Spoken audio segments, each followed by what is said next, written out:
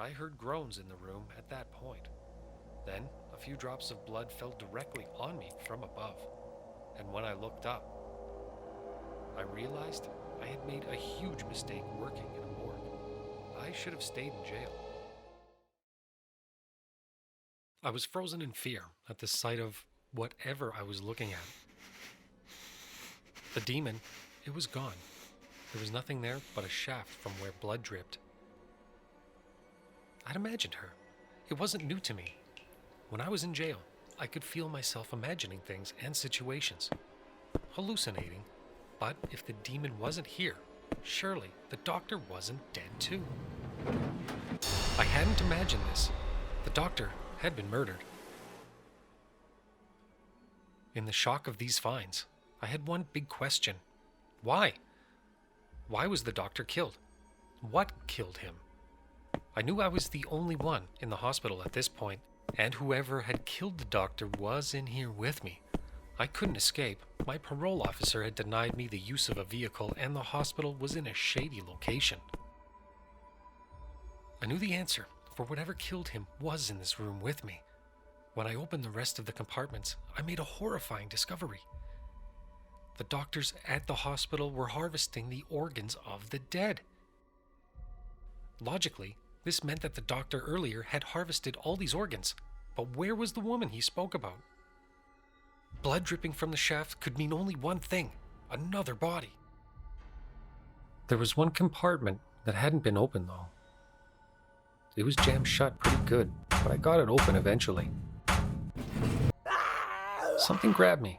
It started to pull me inside. The woman I thought I had hallucinated was right there. Flesh and blood, she held on to me tightly. I twisted her hand and she released me.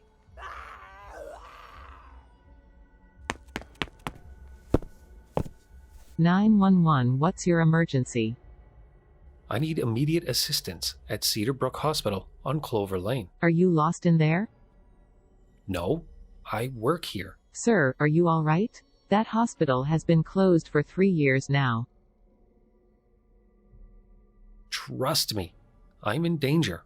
Please send help. I don't have much time. I'm on the second floor.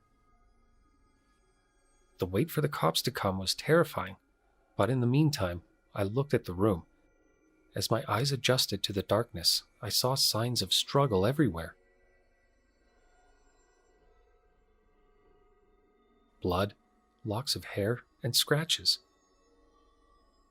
The cops found me, and I explained to them everything that had happened. I told them about the morgue, and they told me to take them there. I told them that the woman was in the morgue compartment at the very end. I told them to be careful because they intended to open it. I stayed back. I knew that the moment we opened the door, everyone would be in immediate danger.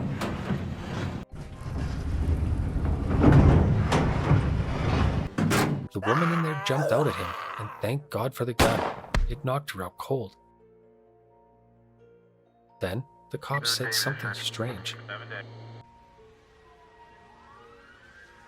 Outside, I was being questioned, and once that was done, the cops told me that the woman in there had been missing for 3 years.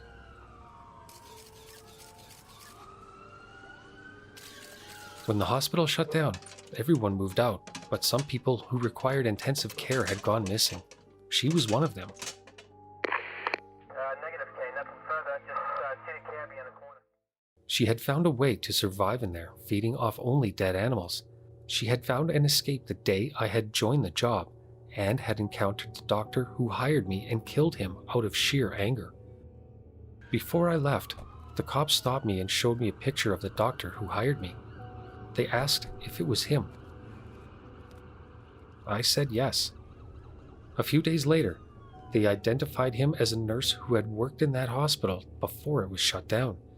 He was mentally ill, having been unemployed, and had returned to the hospital for the organ trade. The cops said he wanted to kill me too, but the woman had killed him before he could get to me.